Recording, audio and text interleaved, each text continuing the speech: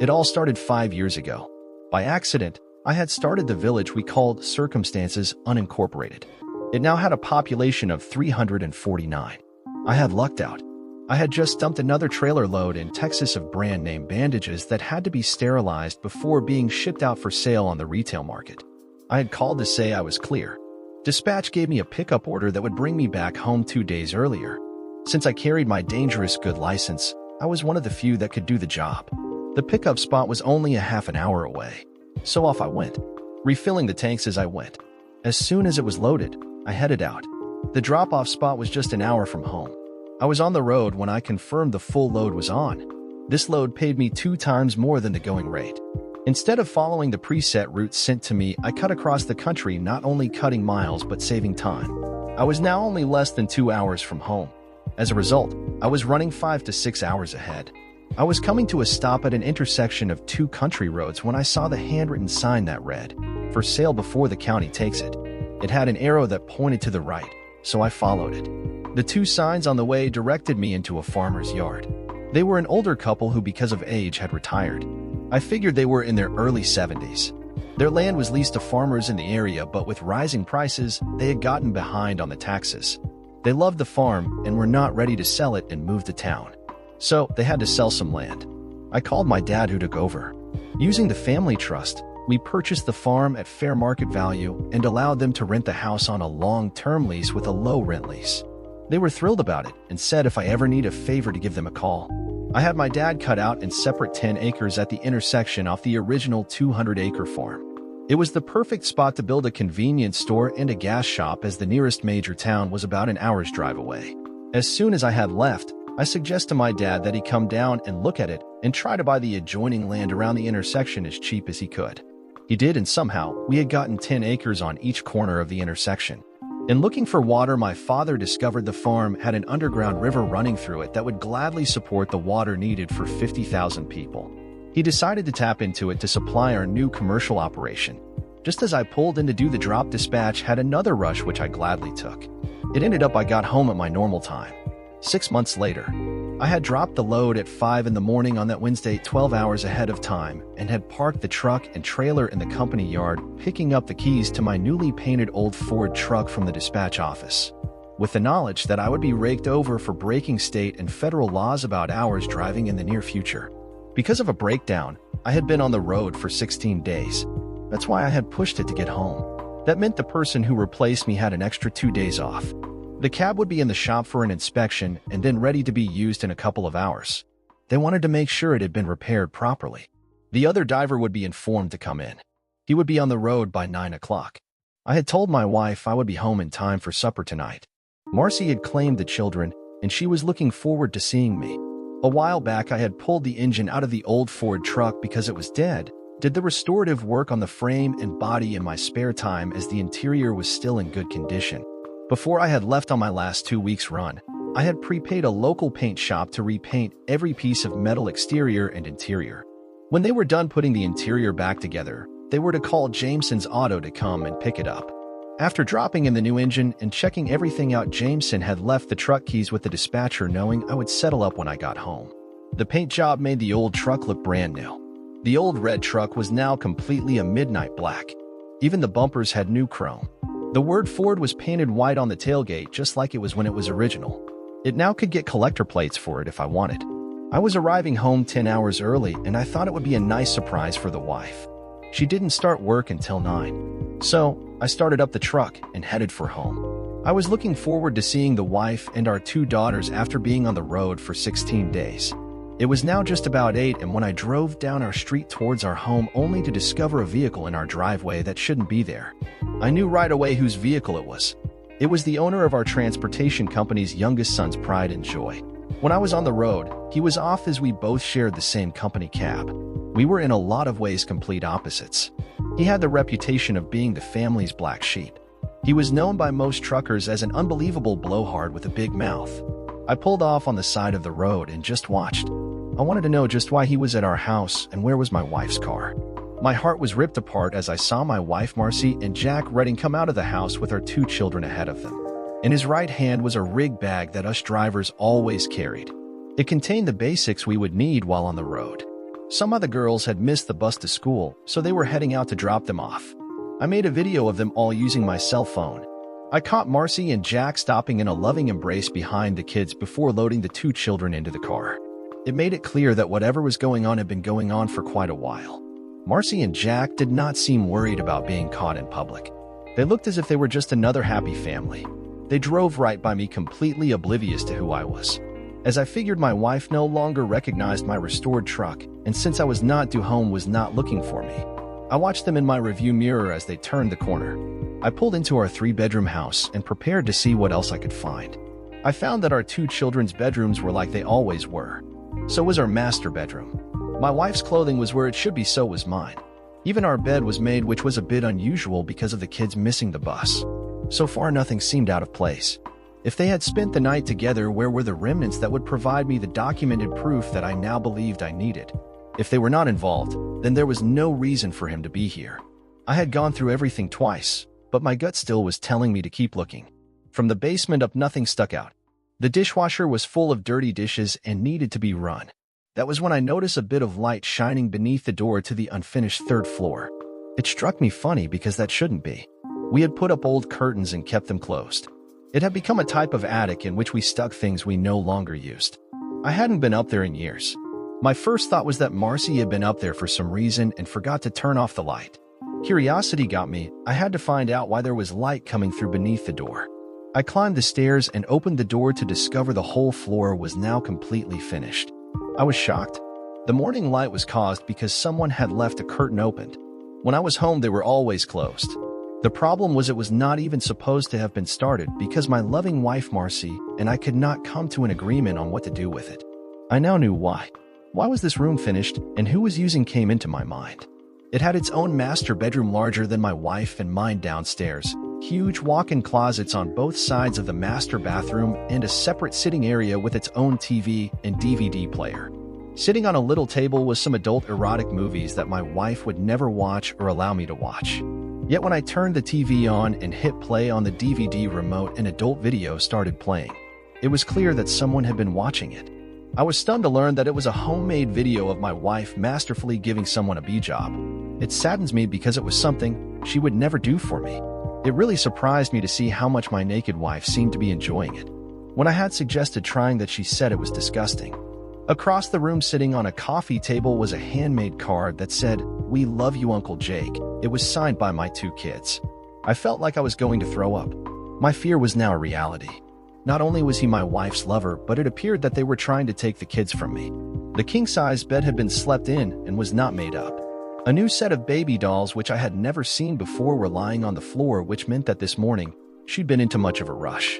The bedroom reeked of stale sex. In checking out the walk-in closets, I found one side held clothing I assumed must be his because they were definitely too big for me. The other one held more female clothing, which I recognized as being some of hers. She had some very sensual evening wear hanging there that she had never worn for me. I no longer had any doubt. Marcy and Jack were lovers. I was beginning to see that there was another side to her personality that she had not allowed me to see. That made it clear that in her eyes I had always been her second choice.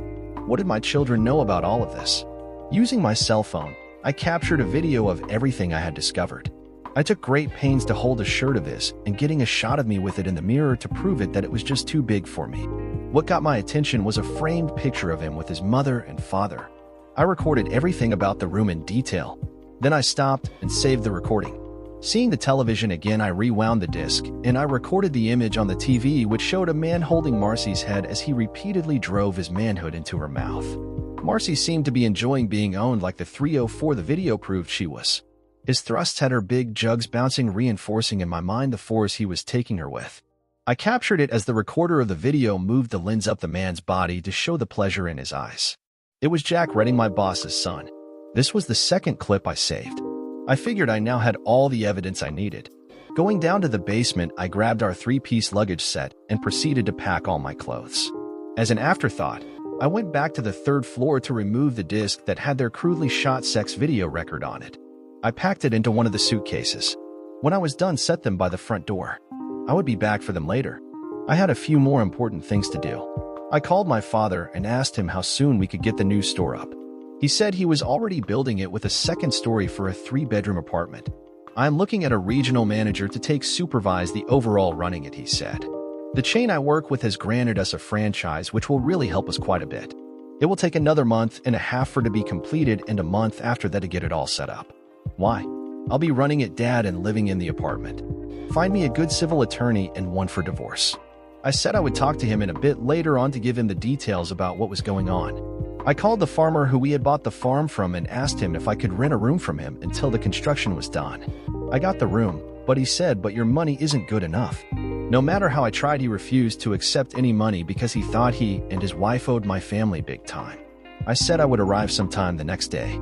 At 10 a.m. I was in the transportation center sitting in the boss's office informing I was quitting without the usual notice.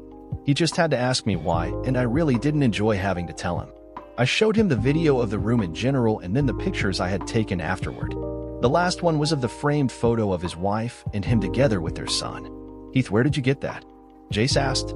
I explained that this was the third floor of my house and it was not supposed to be finished. His face was as white as fresh fallen snow. Then I showed him the clip of what his son Jack screwing the woman in the mouth as if he owned her. Jace, a Christian man, viewed it and said, "My God, that's sickening." I said that the woman that is being taken in the mouth by your son is named Marcy. That is why I am leaving Marcy as my wife. That clip was created in a separate room on the third floor with a third person's help. I didn't know what to think, so I said, "I'm sorry. You see, because of your son's and my wife's conduct, I've been given no choice. I have to quit driving to have a chance of getting custody of my 2 daughters in the divorce." He called the accountant to make out my final check and to add a bonus of 10 grand because of what my son has done. "Tell no one and get to my office as soon as possible." "Are the children his or yours?" Jace Redding asked seriously. "They both look like Marcy." "I believe they are, as I don't think the affair has been going on for a long time." I replied, "We have been hearing things for a long time, Heath." Jace Redding said, "The only way to tell is to have DNA done. I suggest you get your son Jack to request it," I said with sadness. "Please don't say anything to anybody. I want Marcy to find out by herself tonight that I know what's going on. Just so you know, Heath Cummings, I don't approve of what my son has done. When he comes back in 2 weeks, he's gone. We have heard rumors for years that he was involved with a married woman who he was doing regularly behind her husband's back, but we had never had any proof. We just thought he was shooting his mouth to other drivers." Jay solemnly said, "Now I am so sorry that he did it to a good man like you. I never knew he had moved into your house." He continued, "But both your jobs made it easy to see how it could go on for so long without anyone knowing." I would learn much later that Jace kept his word. Not only did he fire him, but he cut him out of his will because he had brought shame upon the family name by destroying another man's marriage. The thing Jace could not get over it was to one of his own long-term trusted employees. To him, it showed that his own son didn't give a shit about anything or anybody. After cashing the check, cleaning out all of our joint accounts, and paying my bill at Jameson's Auto, I went to my children's elementary school. After talking to the guidance counselor for quite a while, the children were called out of class to talk to me. She started to leave, to give us privacy. I said, "It might be best if you stay. I don't want to be in a position where I can be accused of trying to manipulate our children." She asked if I was that sure. I said, "In this case, yes, because my wife Marcy is a social worker for the state." Ms. Connor's eyes displayed her shock. I learned that their new uncle Jake had been renting the upstairs for 3 years. He had originally kept his distance, but over time he seemed to become part of the family. Marcy had introduced him as a distant cousin who had just returned to the area. Although they had never caught them together, they had seen Mother coming downstairs in the morning so much that they assumed they were sleeping together. Mom ended up demanding that we start calling him an uncle, Linda said. I told them straightforward that he was no relation to either one of us. My daughters' faces showed their shock. I explained that Jack was apparently their mother's long-term lover. As a result, we would be getting a divorce. Since I was a trucker, I explained that there was no way I could ever get primary custody, which meant they would have to stay with their mother until I found a new job. Then I would go to court to try to get sole custody of them. The school counselor said that what I had explained was true. I kissed my daughters goodbye and watched them return to their grade 6 class. The school counselor gave me her name and phone number. "Have your lawyer contact me so I can give a statement as to what I bore witness to," she said. "I've seen too many married men get screwed over in their divorce." I hit a flower shop and asked for a bouquet of the deadest flowers they had. I wanted it packaged and boxed. I had to explain to them that it was a gag gift before they would do it. One of the staff went out to the garbage and brought some back. Will these do, she asked. I said they're perfect. She boxed them up for me. Talking them back to her home, I laid it on our master bed, along with the card my daughters had signed for Uncle Jake and her baby doll that I had cut up with her sewing scissors. I loaded up the tools I wanted to keep into the bed of my truck. After I loaded the suitcases, I threw on a tarp to cover what I was carrying and was tying it down tightly. The tools themselves were worth a lot of money. The neighbor, a real friend named John Sexsmith, walked over and said, "I guess you didn't know about Marcy's second husband, as we were all led to believe." Second husband? I questioned. In a common law way, John said. No, I just found out about him today. It's been going on for at least 3 years. We used to work for the same company. I quit today because I want sole custody of my daughters, because I'll need to be able to prove to the court that I will be there for them every day. I said before I continued. When I was driving, he was not there, so there was no way of me knowing unless we were home at the same time, I explained. He's the boss's youngest son. His father found out today the hard way what was going on when I walked in and quit on him without notice. We talked a bit more, and he suggested I pull my truck from the driveway and park it in his garage. He thought that by my observing her tonight, it might give me a glimpse of how I should plan for what would happen later. You can get up before daylight and head out in the darkness before dawn. I thought about it for a few minutes before I accepted it. I'm glad I did. I watched as my wife of 13 years pulled into the driveway.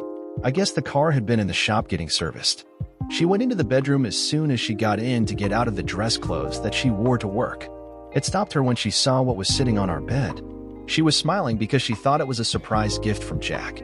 Looking through the binoculars, I got a close-up of the smile of joy appearing of her face. She took the kid's card to their Uncle Jake and set aside. She reached for the baby doll and picked it up to find it was in pieces. It was a favorite of hers since she had bought it for Jack. She only wore it when she wanted him taking her tush. Why would he do that? Now her face was showing some concern. Why would Jack put in Heath's bedroom? I could see doubt coming across her face. Brushing off the remaining pieces of the flower box, she opened it up. She was caught by the smell of 24 rotten red roses. For a minute, it looked like she was going to throw up. I could tell that she hadn't figured out that I had found out. The puzzled look told me she did not know what Jack was trying to say. I thought she might be thinking that Jack was ending their relationship. I watched my 2 daughters get off the bus to walk towards the front door. Lauren texted me saying, "Calling you, but don't answer with your voice. We want you to hear what we say to our mother. We decided that she needed to hear the truth as you taught us." I explained to our neighbor John what was about to happen. When I put it on speaker, "We will have to be quiet," I said, "so we can both hear it." The girls went straight up to their mother's room, who was still trying to come to terms with what I had done. She still did not get the message I had sent. After greeting their mother normally, my daughters began to talk. Dad had us called out of class today as he wanted to talk to us privately. Linda started. I could see my daughter had got their mother's attention just by the look on her face. We were brought to the school counselor's office. We were puzzled why he was there. "You said he would be home around 6. Then he asked Miss Connor to stay. Lauren added. The first thing he asked us was who is Uncle Jack and how long has he been part of the household. I explained that he was a distant cousin of yours who had moved back into the area. Linda told her. I could see the fear as it formed on Marcy's face. She now knew who had left the message on the bed. Dad had no knowledge that you had the 3rd floor finished while he was on the road. You told us it was a surprise for him. Lauren disclosed. Now we understand that it wasn't. We kept our promise to keep your secret, and boy was it ever a surprise to Dad. Linda added. He told us that he didn't know about it being finished until today, Lauren said. Mommy taught us not to lie, but I guess we have learned to understand that it's only okay for you to lie to everybody in the actual family. Marcy started crying. I could see the tears flowing freely. Dad did not know about Uncle Jack renting the 3rd floor from us for over 3 years, Linda stated. We had to explain to him that while he was on the road, you never ever slept in the bed that you and Dad would sleep in when he was home. We knew that because it never needed to be made up before you left for work. Lauren pointed out. Marcy's face went pure white. Her own daughters had outed her because of her own conduct. The simplest thing like a made-up bed was bringing her down. She had always stressed that the girls make their bed before starting their day. We admitted to Dad that we never caught you with Uncle Jack, but we told him we did see you come downstairs regularly from the 3rd floor in the morning when he was not home, Lauren explained. Dad said that he and you would be getting a divorce because Jack is no relation. He's your mother's long-term lover that she has kept hidden from me. Dad said, my wife and your mother has used me apparently for a long time to help support him in a lifestyle designed by them, only to fulfill the needs of your mother and him, not for the benefit of us all. That tells me my life with her has been nothing but a lie. He told us that we would have to live with you until he finds a new job. He was going to start hunting because he quit today because he wants custody of us." Linda added. Ms. Connor explained later that Dad had no choice but to quit his job because the court would not grant custody to a long-distance truck driver. After he said goodbye, we went back to class. Linda explained. Marcy was sitting on the bed crying, trying to remain in control. She knew what the girls said was the truth. Heath was making the right move, preparing himself for the fight that was to come. Since she was a social worker, he knew well what the state would look at when the court orders them to give them their evaluation. We ended up breaking down, so the school counselor had to pull us out of class for the rest of the day, Linda said. We had a long conversation about it all as she tried to calm us down. We learned that sleeping with another man while married is adultery, Mother, Lawrence said. Ms. Connor says it's the ultimate insult a couple who are married can give another. It appears that it doesn't bother you, otherwise we wouldn't be talking about it, Linda stated. Ms. Connor said she wondered why you thought you could get away with living with two husbands for so long. Marcy said to herself, I don't have two husbands, I have one, Heath, and a live-in lover. Then she saw it from the other side and mentally thought that's how most see it. Heath, once knowing because of his pride, has no choice but to file for divorce. In his eyes, she had been playing him like he was nothing but a sucker being used. Linda and I had a long talk about you sleeping with another man and have decided that you must not only hate Daddy, but both of us too, because that's the only thing that might explain what you did or why you did it for so long, Lawrence said. Ms. Connor said no human would do what you did to our father if they had any love or respect for them at all, Linda said. Marcy was crying so hard that her body was shaking. She had never expected to be caught or being confronted by her daughters about it. Their words were strong and cut into her like a knife. Her own conduct had forced her daughters to grow up. Just before we got on the bus, Ms. Connor asked us if we were all right emotionally to ride the bus. If not, she would gladly drive us home. I told her we were going to be fine because it would give us time to talk. Linda said. Ms. Connor told us that she was going to testify as to what she had heard today if she was asked to in court. She said she had no choice because she had seen too many men destroyed by the lies of another.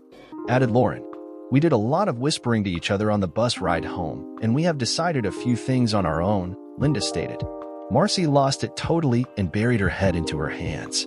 Mom, we may only be 12 years old, but it won't be long till we are old enough to decide with whom we want to live.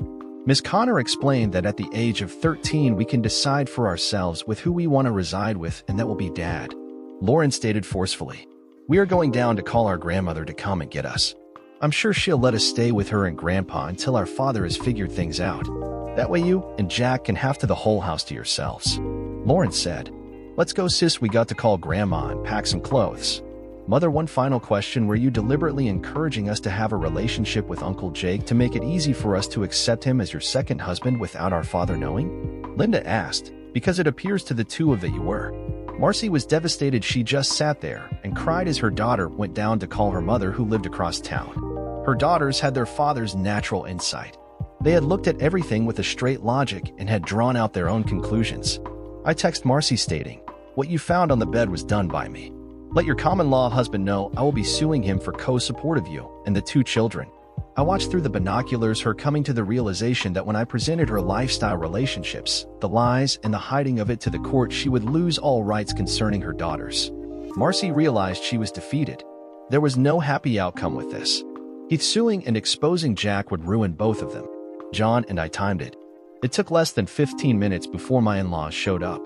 John opened his front door just to see if the voices would carry. They did, because the voices were so loud, they might have been screaming. My mother-in-law was ripping Marcy a good one as she led her granddaughters out of the front door. But it was my father-in-law put everything into a clear perspective, in such a way that it left no doubt how he felt about his daughter's whole situation. I guess with you driving Heath out of your life, as soon as things settle between Jack and you will be looking for another long-distance driver to replace Heath.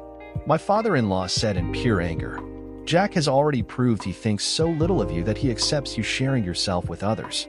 You have made it clear by your conduct that just one man will never be enough to satisfy your sexual urges. John and I could see that Marcy was devastated by her father's word. She was crying so hard she could not speak. We will be contacting child services in the morning to see how to proceed in this situation, Marcy's mother said.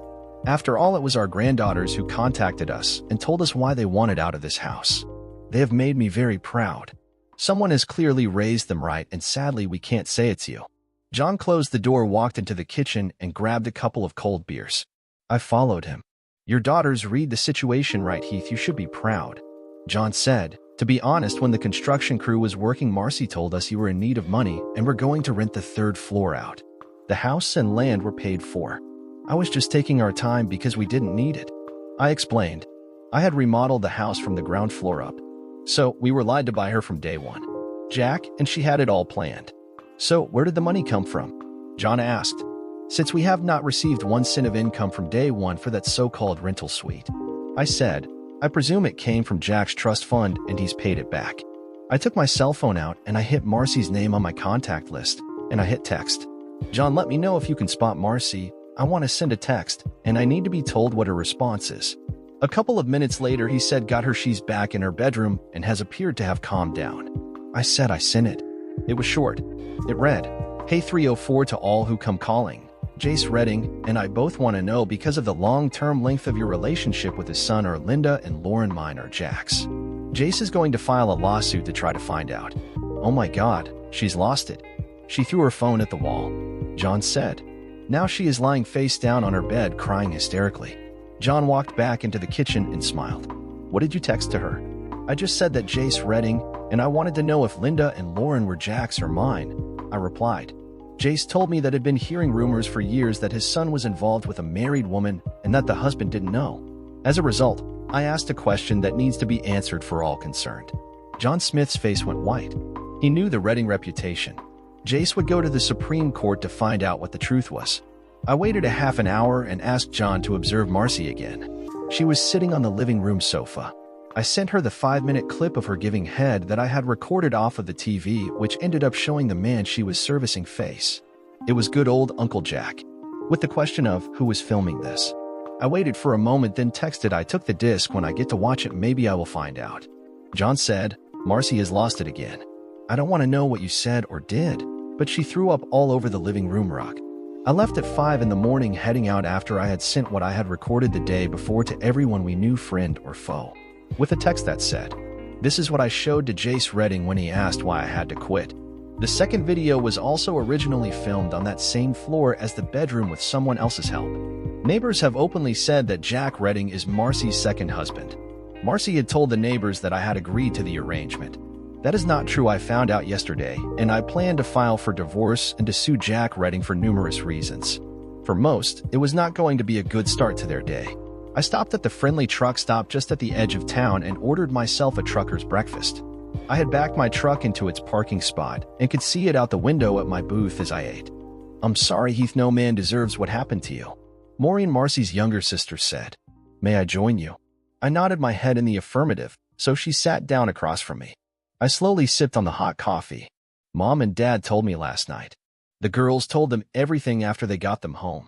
Just so you know, we all have been blindsided by this. Maureen explained. Please, if you change your phone number, let us know. We won't give it to Marcy. The phone number will stay the same, Maureen. I said. I was going to be quitting in 2 months anyway because my girls are growing up, and I wanted to be home at nights when they started their active teenage years. What was my sister thinking? Maureen let slip out. There is no way you would ever go along with Marcy having a second husband. I don't think we will ever know, I replied. Perhaps it started out as an innocent friendship, but it gradually went to places it never should have. Either way, she seemed to be enjoying it as far as I can tell. From what I have heard, it was going on a lot longer than the 3 years we found out about. What do you mean by that? Maureen asked. Jace Redding, when I disclosed why I was quitting, told me that there had been rumors that his youngest son had been involved with a married woman for years, I explained. He asked if Linda and Lauren were Jack's. Oh shit. Who else knows? She asked. I opened by text messages to Marcy and let her read what I had sent to her last night. Then I showed her what I had sent out this morning. By the time she was done viewing, she had to wipe her tear-stained eyes. What she knew was bad had just got a lot worse. By what the video showed, their relationship involved one other person. By the end of the day, everyone will know, I said. Jace will go public in his quest for the truth. It may end up that both are mine or both are Jack's, or maybe neither of us is their biological father of any of them. The question I'm playing with now was the person making the video, male or female. Maureen, I guess, saw the tears in my eyes because she stood up and moved over beside me just to hold my hand. We didn't say a word until the waitress took our order. Finally, I had to let go of her hand so I could eat. Heath and Marcy had married at 19. She was the youngest of the bridesmaids, but even at that age, she'd be infatuated with him. She thought he'd been so handsome back then, and still was. He drove a long-distance truck so Marcy could continue her university education. When she graduated and got hired by the state, she was offered 3 or 4 locations but chose the one back in her hometown. Now she knew why it was to be near her first love, Jack, whom their parents never approved of. Maureen looked at Heath and felt that he could not handle knowing that for now. When Heath was home, she spent as much as her free time with him as possible. Heath was an honest man who always treated her as an equal. When she was having difficulties, it was him she went to. He taught her to look at situations from all sides, making her big problems become small. It wasn't hard for her to fall in love with him. It was so real to her that every man who had tried to court her since had to meet the standards he set. Her parents were looking for her to marry, but Maureen could not tell them that she loved someone else and always had. He was a loyal man who had never looked at another woman. She just had to find a way to keep Heath in her life for now. When the time was right, she would make her move and prove to him forever that he had married the wrong sister. Heath, do you know where you will be living? Maureen asked. Linda and Lauren asked Mom and Dad to take them in. They're angry, upset, and determined, but are so proud of their father. The girls told Mom and Dad they will tell the court that they want to live with you. She said Mom and Dad explained to them that you are doing what is right for the long term. I can bring them to you on the weekends so you can see them if you want. I opened up my notes and gave her the address of the farm. My dad and I have started building a gas bar and convenience store near this location. I will be staying with the renter of the farm we own. I said, I will have to check with them before I can give an answer to your question. We are putting a large 3-bedroom apartment on top in which I will live in. Why out there? Maureen asked. We own 10 acres, one each side of the intersection that we plan to subdivide and sell it off as 3/4-acre lots after we have got it developed, I explained. If needed, we can take more of the farm as needed. There is nothing in the area, so the store will be a convenience for a lot and a drawing point. How did you find it? Maureen asked. According to Google Maps, there is nothing near there. I was cutting across country to save time. I explained. There was a lot of traffic on the road. I noticed the sign at a 4-way stop and followed it. The traffic flow would support the business. After we finished the meal, I picked up the ticket. Maureen leaned in and kissed me on the cheek like she always did. It made me smile. Keep in the back of your mind, Heath. Maureen said, there is a lot of us who have always loved you for being the man you are. Well, driving, I called my father and explained everything. He said he would get me one of the best divorce lawyers possible. I clocked the mileage to where I was going. It was only 75 miles. It was just after 8:30 when I arrived at the construction site. I smiled when I saw it because Dad was going big. It would have 8 pumps for passenger vehicles to small commercial trucks and 2 for the big rigs on the far right side. The holes had been dug and the blocks framed for the start of the spillage collection system for if the tanks ever started to leak. The floor and concrete needed for steel support started. I got into the construction trailer and saw the design that Dad was working from. It was just like all his others except for the 2,400 square feet apartment on top. I smiled too because it meant he saw the potential of the area.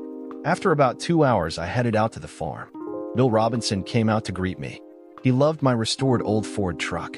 Those were the days when speed, weight, and hard metal were supreme. The missus was about to serve lunch, and I was told to come in. The missus, as Bill called her, prepared a typical farmer's lunch, and she was tickled pink by how much I ate. After the meal, I started to help her clean up. While she put the leftovers away, I started the dishes. She noticed I was no longer wearing a wedding ring. By the time I had dried them, and she had put them away, the fresh pot of perked coffee was ready. I spent the next 2 hours explaining how the last 2 days went. Bill said the girls and their aunt would be welcome here. It would be nice to have some youngins around again. It gives me someone to do some grilling for. I texted Maureen and said you can come every Friday night and go home on Sunday. She texted back it was a date. Thursday afternoon, I reviewed the disc on my laptop and the whole shoot, it did not show another face. Using my cell phone as a Wi-Fi link, I sent my father everything including the address and phone number of Ms. Connors. I told him to contact Jace Redding to get where Jack will be and when, and have him served as soon as possible. Marcy could be served at the social services office in town. I even sent the video file uploaded from the disc. In pure spite, I texted Macy to tell her I'd viewed the whole video and said it was not much to write home about. Other 304s had done better performances. Maureen was a tax specialist. Thankfully, it was the slowest part of the year. As soon as the girls got out of school, they were on the road. She had a laugh as they texted their father every 10 to 15 minutes. The 75-mile drive seemed to go quickly. When they reached the construction site, they texted the final time. They drove down the road until they saw him standing there at the end of the driveway waiting for them. Linda and Lauren jumped out of Maureen's car and ran into my arms. Bill and the missus were introduced. I finally learned her name was Betty. The girls loved the room Betty had prepared for them. Bill had shown everybody their rooms while Betty finished preparing a huge dinner. When we were done dinner, I started cleaning up. Betty watched as my daughters, and I did the dishes up so she could put them away. Bill told the girls about the huge swing set, the swimming pond, and the small motorcycles that they could learn to ride if I gave me permission. I had been worried about what they would do, but Bill and Betty had it all figured out. After the kids went to bed for the night, Maureen and I got to talk. "Heath, it's been a crazy couple of days. All hell's broken loose," Maureen said. "Everything is coming out. Jack was the boy she snuck out to see as we were growing up. That is how long they have been involved with each other." "That explains a lot," I said. "I was safe and secure. Jack was the wild side that she secretly craved. She didn't know that he knew it, and he played it to his advantage. Jack will run and leave Marcy with what she deserves, nothing. Mom and Dad talk to child services, and if you give them your permission in writing, they will be allowed to keep them until you find a place," Maureen explained. "They also talked to the kids in private, and afterward, we were all told that Marcy, because of lifestyle she had been in, there was no way they could recommend her getting custody." Maureen looked at me and saw the tears running down my face. It had finally hit me. I told her to go and let me work it out, but she refused and stayed with me. Marcy was sitting at the kitchen table reflecting on the last 2 days. Thursday had been a quiet day. Today had been anything but. Jace Redding had served her while she was at work. He was taking her to court. He wanted to know if there was a direct DNA link between her daughters and him. The truth be known, it had been years since the twins were conceived that she no longer remembered. Heath had warned her the battle was coming, but after the initial shock, she had written it off as being just angry. What had really taken her down was Heath's text message to all their friends and family. She had never seen Jack as her second husband, but as she learned from the lawyer today, legally, he was. From the day she moved Jack into her house, he was in a common-law relationship with her. Legally, after the first year, they had the same legal rights as a married couple. As a result, Heath was going to be successful when he sued Jack. That was certain. The only question was how much he would be awarded. The lawyer said that Heath was going to be viewed very favorable in the divorce courts because he was being wronged for so long. If she had collected rent during the last 3 years and could prove it by monthly bank statements, things might have been different. As it was, there was no proof that he was contributing to anything in relation to the household expenses. Thus, the court would view him as being a kept man. It was just at closing that the real bombshell hit. Her supervisor called her into the office and laid it all out. She had gone out after hours on Thursday to a Mrs. and Mr. Klaus Rubenstein's residence concerning a custody issue at their request. They explained what had transpired the night before and asked for the state's guidance going forward. After talking to the children involved, I told the grandparents that if they got written authority to look after the kids from the father, we would accept them as having temporary custody until the case is decided. "I know they are your parents," her supervisor said. "Marcy, I can't transfer you at this time, but as soon as there is a spot available, I will. I can't terminate you or fire you, but your effectiveness as a social worker in this area is gone. No one would accept your word about anything you say, so you're permanently assigned to office work, and you have to turn over your current caseload to others," she said with disgust. Marcy understood she had nobody to blame but herself. It had been her choice, and her choice alone, to keep chasing Jack. It was finally hitting her that there were consequences for everything we did. It had been a busy Saturday. Linda and Lauren had been geared up. It was a hoot listening to him explain to my daughters the do and don'ts about the small motorcycles that were standing beside. It was amazing to watch as they took to it. After 2 hours, Bill said that was enough for the day because their bodies were going to be stiff and sore. Seeing they were sweaty, he said, "Go throw yourself in the pond for a quick dip." Betty and Maureen were drawing closer. About 4, the girls were called in to help prepare part of supper. I had to check up on them because it was something they had never done. The 4 ladies were at the kitchen table cutting onions for 2 dishes and peeling hot-boiled potatoes to make potato salad. Bill started warming his barbecue up, getting ready to cook the steaks he had thawed. I assisted him where I could.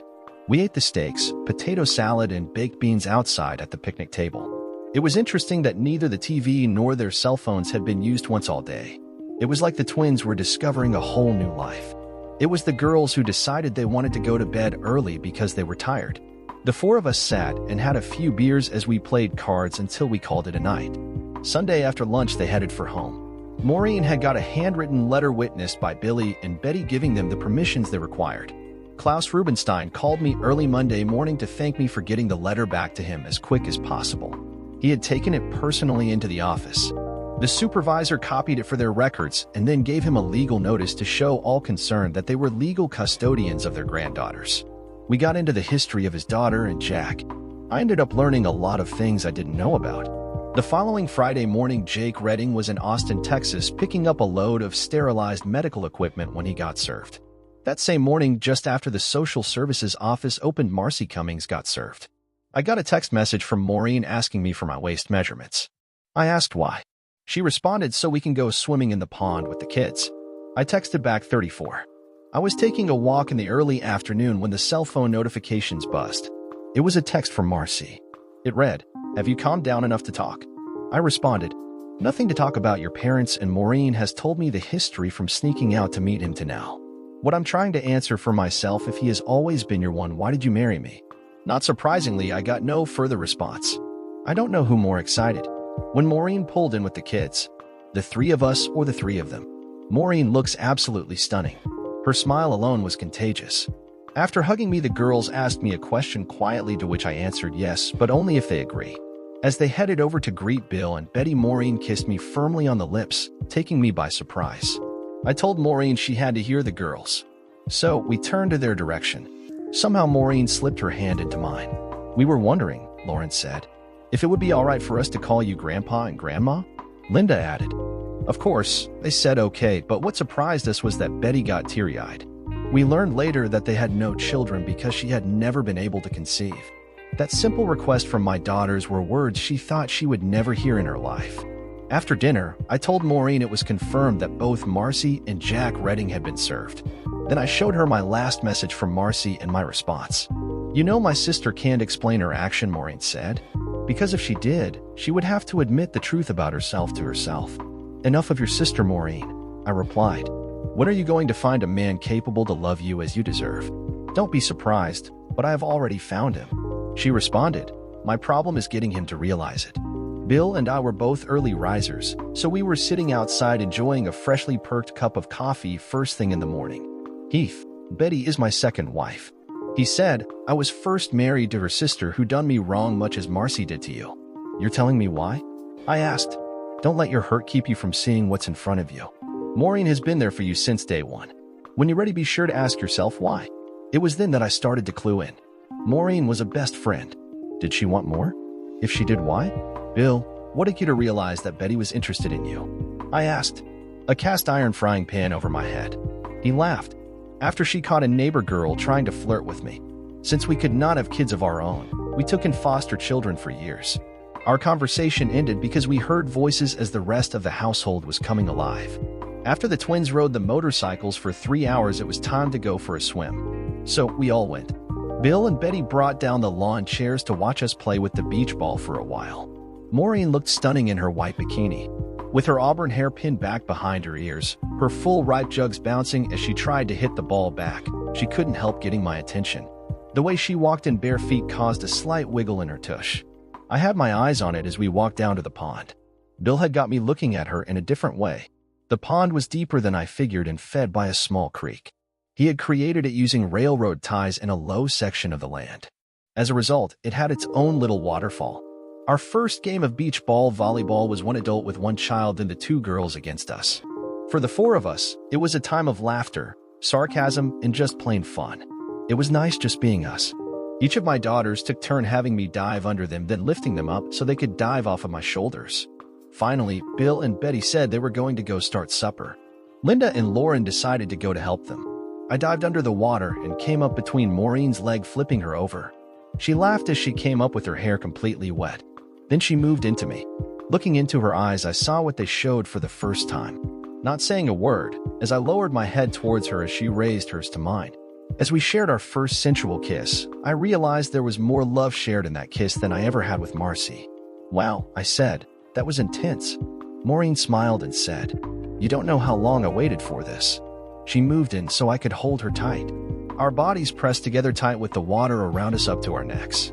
Our mouths searching out each other in sheer delight. Our tongues searching each other's mouth out, creating our own unique dance. We were oblivious to anything around us. Finally, we broke it off when we heard Bill yell, "Suppers will be ready in 20 minutes." We broke it off and headed back to get changed for dinner. As soon as we entered the house, Betty knew. "Looks like it's starting to work out. How did you clue him in?" Betty asked with a big grin. "She didn't. I told Heath about your wicked right with the cast iron frying pan," Bill said with a chuckle. The twins heard him say it, and he had to tell them the story of how they had gotten together. It was after supper when the twins had gone to bed. The fresh air with being out in the country was wearing them out. I was sitting on the back porch on a pillowed swing when Maureen came out and sat down beside me. I put my arm around her as she leaned against me and said, "Mother figured it out when I brought the twins home last week." To her, I seemed happier than I had in years. I guess my poker face wasn't as good as I thought. "How did she take it?" I said. "There must be a lot of concern considering all that's going on." She asked if it had reached the point that there was something going on, Maureen said. I honestly told her no. Then she said, "How long have you been in love with him?" I said, "Since the summer before they got married." "Well, that long, and it takes all this for me to notice," I said. I was expecting a great big lecture from her. Maureen said, "All she said, if it works out, I will get your dad to accept it." Then she explained that our dad had been her older sister's throwaway. She thanks her for that every day. I was kissing Maureen goodbye on Sunday afternoon when Lauren said to Linda, who appeared to be shocked, "Aunt Maureen had been in love with Dad for years. It took what Mom did to Dad for him to figure it out. If Maureen gets her way, they will be married as soon as he's divorced." As they drove away, I found myself asking, "How did my daughter know?" "Heath," Bill said, "let's go for a little walk. I got an idea to throw at you." We walked off the front of the property to the road over the bridge that covered the small creek to the other side of the property. There was a nice section of land that was originally part of the house area. "This would be a perfect spot for a house, don't you think?" Bill said. "That way Lauren and Linda could come over whenever they wanted to ride the bikes or the horses we're buying." "Whose idea was this?" I asked. "Betty and Maureen's early this morning." He laughed. "They're going to spring the idea on you next week." Klaus called me first thing Monday morning. Jace Redding had gotten a court order for blood to drawn on Lauren and Linda. I had to explain to him what I knew. He was devastated to learn there was a question of paternity. Until then, he believed that Marcy had just been involved with him for the last 3 years. He was so upset with the revelation that he walked into the social services and told his daughter in front of everybody that as far as he was concerned, she was dead in his eyes. I talked to my mother-in-law, who informed me that Ms. Connor had told her that she had provided a notarized statement for my lawyer. "Jack is due back in town on Wednesday. Do you think you should be around to see what's going on? You could stay here." I told her I would think about it. I called John Sexsmith and inquired if I could slip in and stay at his house on Tuesday night. He said sure, because he had some things to share with me. Bill suggested I take his vehicle so that nobody would recognize it. I said I would, but only if he took the truck and took his wife out for a day on the town. He laughed and said, "You're pretty smart for a young feller." Dusk had already settled when I slipped into town. I called John to make sure he was home before I pulled into his driveway. It seemed that Marcy had another gentleman caller at the house regularly since I had left. He was over at the house right then. When I looked through John's binoculars, I recognized the face instantly. It was Jack's older married brother. Jace Redding was surprised to hear from me. I said I needed to see him and gave him the address I was staying at. When he showed up, I gave him the key to my house, telling him he had to see it to believe what I had found out. I told him I had discovered who the one filming Jack and Marcy was. They were currently together in the third-floor bedroom. John and I watched him walk over to my front door. Using the key, he walked in. "What do you think he's going to do when he finds out who he is?" John asked. "Jace Redding is a proud man. It all depends on what his pride pushes him to do," I responded. "I just hope it doesn't push him past the breaking point." We were just sitting in the kitchen when we heard the sound from the firing of a gun. We feared the worst. John called 911. When the police, fire department, and an ambulance showed up, we went outside and watched. John and could I not stop laughing. To us, it was a hoot seeing Marcy half-naked and Jason, Jack's brother, in cuffs. We got concerned when we saw Jace Redding coming out being carried on the cot. John pulled out the police scanner and set it up. We learned that Jace had busted into the third-floor bedroom and Jason had shot him, thinking it was a home burglary happening. Jace was being transported with a shoulder injury. We stepped back outside to be noticed by Marcy, who now had some clothing on. She looked at me standing across the street and her face went white. Things for her had gone from bad to worse. John said to me, "I can't believe it, she was involved with both brothers." I said I knew there had been a third person, but I did not know who. "I feel sorry for Jace, he doesn't deserve this." No one does. At 6 Wednesday morning, I pulled into my in-laws' place. Klaus Rubenstein was already up preparing for the day. He had the door open before I got out of the door. Over coffee, before anyone else got up, I broke the news to him about what had happened last night. Rose's wife was stunned to see me but gave me a big hug right away. It wasn't long till my daughters were down fully dressed. Both were thrilled to see me. Of course, I drove them to school before returning to the in-laws' residence. Klaus had gone to work. Rose and I had a long talk about both her daughters. She and I both came to the same conclusion that Marcy had never loved me at all. I went to see Jace Redding, who was resting with his wife near his side. When she was introduced to me, she stood up me and started choking up as I took her into my arms. Jace heard me tell her not to feel responsible for the stupidity of their kids. Jace smiled and said, "Heath has always taken things in stride. One thing I can say is that I've never seen him lose his temper." "I've come close to it a few times," I said. "I thought if I ever lost it, I would kill someone." Jace laughed. "Jason's in jail. Jack is facing bankruptcy since he's lost his trust. We don't know what Jason's wife going to do. It's a real mess. And then there's you. Do you want to come back as management?" I had to refuse because, as I tried to explain, had developed a new attitude towards life. I went to the transportation center and watched as Jack got signed in and signed out for the last time. Jace had told me he was due in about one. Watching him drive off in anger was a real hoot. Knowing his explosive nature, I called John Sexsmith asking him to watch my house because I expected trouble. Maureen was just shutting down for the night when the receptionist came into her office. "You have a nice-looking gentleman asking for you. He's holding a dozen red roses," she said. "He wants to know if you would like to go out for dinner." Maureen followed her out, wondering who it could be. If I had any doubt about how Maureen felt, it was erased when she saw me. Those tears forming in her eyes showed it all. I had followed her to her apartment, then after she had parked, we headed to Outback for their steak and shrimp special. We nibbled on their blooming onion while we had a couple of cocktails. We had just finished our meal when John phoned. Jack had gotten home before Marcy and was waiting for her. The booze he had drunk while waiting for her had only fueled his anger. With his father in the hospital, his brother in jail, and having just lost his job, he had come to the conclusion that it was all Marcy's fault. He was waiting for her with the gun in his hand when she came through the door.